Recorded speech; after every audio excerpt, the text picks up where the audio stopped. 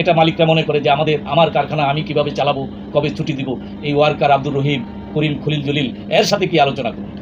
আমার একবার এক মালিক বলছিল ওই যে খুকুমনি ইউনিয়নের লিডারশিপ, এই খুকুমনি একটা গালি দিয়ে বলল যে ওর সাথে আমি আলোচনা করব না।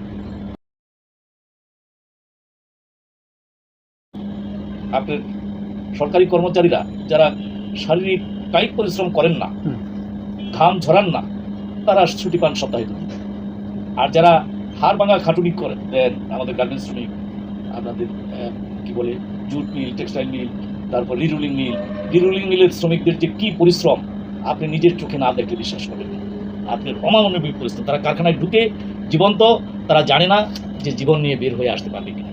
এরকম ঝুঁকিপূর্ণ কাজ করেন এবং গরম প্রতি ঘন্টায় ঘন্টায় তাদের আপনার শরবত খাওয়ার দরকার, পানি খাওয়ার দরকার, এরকম ঝুঁকিপূর্ণ কাজ করেন। তাও আপনার এই যে সপ্তাহে একদিন ছুটি, সরকারি কর্মচারীরা পান 2 দিন ছুটি, শ্রমিকরা পাবেন সপ্তাহে 1 দিন ছুটি হয়ে গেল।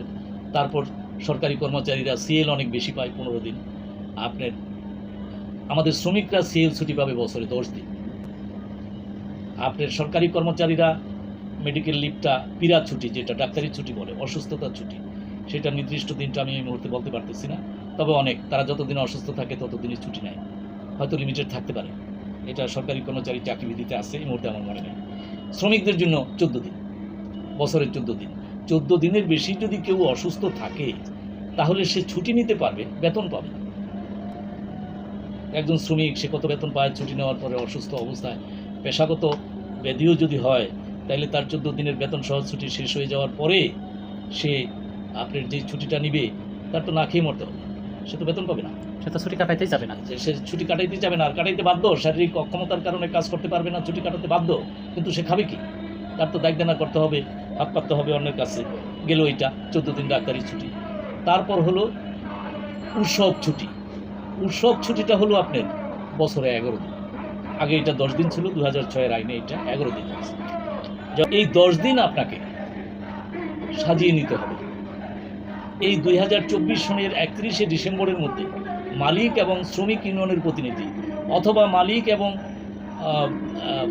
কি বলে পার্টিসিপেশন কমিটির প্রতিনিধি, অথবা তাও না থাকলে মালিক অথবা শ্রমিকদের সাথে আলোচনা করে, মালিক শ্রমিকদের সাথে আলোচনা করে 2025 সনের কোন কোন দিন এই 11 দিন ছুটি নেবেন। উৎসব ছুটি যেটা আমরা বলি, ফেস্টিভ্যাল লিভ, আপনার এটা শ্রমিকরা আরও কি জানি বলে, ঈদের ছুটি, সরকারি ছুটি এরকম বলে, কিন্তু নামটা হলো উৎসব ছুটি, ফেস্টিভ্যাল লিভ। আপনার ঈদের ছুটি, সরকারি ছুটি, সেগুলি যাই বলুক, এটা ফেস্টিভ্যাল বা উৎসব ছুটি। এই উৎসব ছুটি 11 দিন। এই 24 সনের 31শে ডিসেম্বরের মধ্যে 25 সনের সমস্ত দিনগুলি সাজিয়ে নেবে। কোন কোন দিনে ছুটি আগে থেকেই আপনার কাদের সাথে আলোচনা করবেন? মালিক, ইউনিয়ন থাকলে ইউনিয়নের প্রতিনিধির সাথে, ইউনিয়ন কর্মকর্তার সাথে, ইউনিয়ন না থাকলে পার্টিসিপেশন কমিটির সাথে, যেটাকে আমরা চিনি পিসি কমিটি, চিনেন, অসুবিধা নাই, ডাব্লিউপিসি কমিটি, ওয়ার্কার পার্টিসিপেট, পিসি যদি বলেন তাহলে একটু অসম্পূর্ণ থেকে যায়, ডাব্লিউপিসি বলতে হবে, ওয়ার্কার পার্টিসিপেশন কমিটি, শ্রমিক অংশগ্রহণকারী কমিটি, এই কমিটির সাথে আলোচনা করে, অথবা ইউনিয়ন পার্টিসিপেশন কমিটি কোনোটাই যদি না থাকে তাহলে শ্রমিকের সাথে আলোচনা করে। শ্রমিক 100 জন থাকলে 100 জনের সাথে তো আর আলোচনা করা যায় না।